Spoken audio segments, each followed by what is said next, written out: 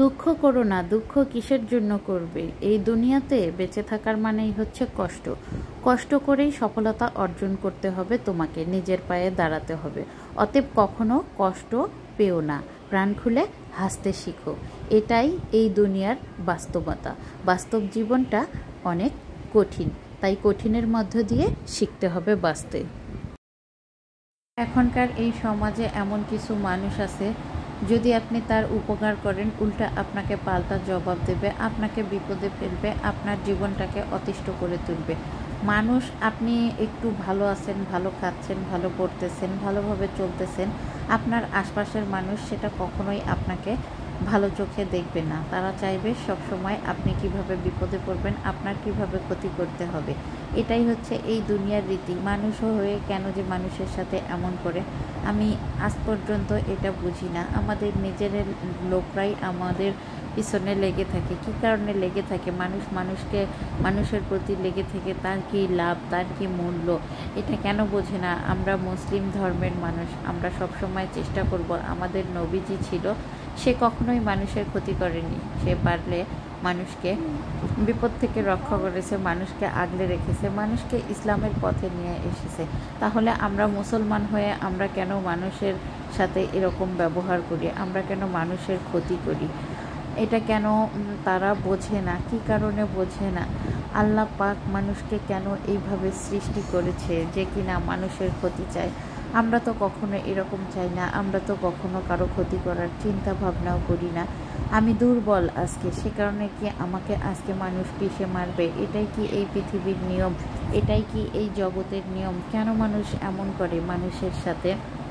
আল্লাহ এই ধরনের মানুষগুলোকে আপনি হেদায়েত দান করুন। আপনি সব সময় ভালো কিছু চিন্তা করেন, মানুষের ভালো চান। আপনি সব কিছু দেখতেছেন উপর থেকে। আমরা মানুষ মানুষের জন্য, কিন্তু এই মানুষগুলোই মানুষকে ক্ষত বিক্ষত অবিরত ওই নির্মমভাবে আঘাত করেই চলেছে। জীবনটা এতটুকু জীবনে, এই ভাড়াটিয়া জীবনে এসে মৃত্যু হলে সব শেষ, কিন্তু মানুষ এটা বুঝতে চায় না। কী কারণে বুঝতে চায় না আমি জানি না। আল্লাহ ওই ধরনের মানুষদেরকে হেদায়েত দান করুক, আমিন। হ্যালো এভরিওয়ান, সবাই কেমন আছেন? আশা করছি ভালো আছেন। অনেকগুলো অন্তর থেকে কথা বললাম, কষ্ট পেয়ে কথা বললাম। কিছু কিছু মানুষ আছে এমন ব্যবহার করে, সেই কারণে এই কথাগুলো বলতে বাধ্য হলাম। তো বন্ধুরা, সব সময় চেষ্টা করবেন মানুষকে ভালোভাবে দেখতে, ভালো চোখে দেখতে, ভালো কিছু করতে। আমরা তো মানুষ, আমরা কেন এরকম ব্যবহার করব মানুষের সাথে? 5 ওয়াক্ত নামাজ পড়ব, ইনশাআল্লাহ ইসলামের পথে চলার চেষ্টা করব।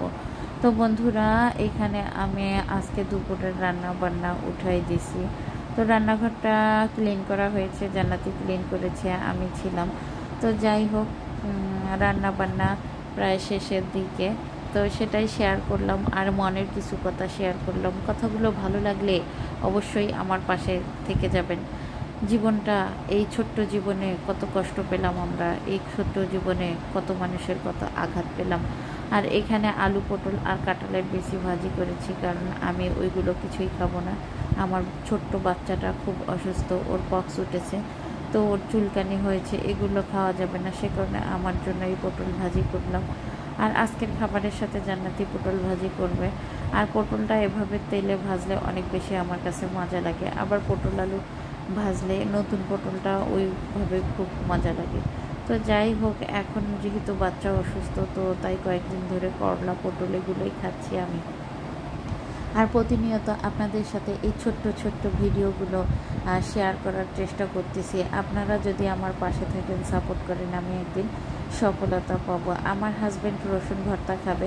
এর আগে আমি কখনো রসুন ভর্তা খাইনি। আমার হাজব্যান্ড দেখে বলেছে যে রসুন ভর্তা খাবো। তো রসুন ভর্তা 2 দিন করেছিলাম। আমিও রসুন ভর্তার প্রেমে পড়ে গেছি। আর একদিন আমি রেসিপি শেয়ার করব বেশি করে, যেদিন রসুন ভর্তা করব। এত বেশি মজা হয়েছে, আমি কল্পনাও করতে পারি নাই যে রসুন ভর্তা দিয়েও এত মজা করে ভাত খাওয়া যায় বন্ধুরা। তো যাই হোক, এখানে পুঁটি মাছ, বেগুন, আলু চচ্চড়ি, এটাও কিন্তু একটা মজার খাবার। তো এভাবে আমি আগে ভেজে নেব। এখানে অল্প পরিসরে ভর্তাটা করতেছি, ওই কারণে আমি পুরো রেসিপিটা শেয়ার করলাম না। আরেকদিন ইনশাল্লাহ করে ফেলবো। আজকে শুক্রবার, তো জুম্মা মোবারক সবাইকে। বন্ধুরা, আমার কথার মাঝে যদি ভুলচুক হয়ে থাকে অবশ্যই ক্ষমা সুন্দর দৃষ্টিতে দেখবেন। আর আপনারা সব সময় ভালো থাকবেন। আজকে পর্যন্ত, আল্লাহ হাফেজ।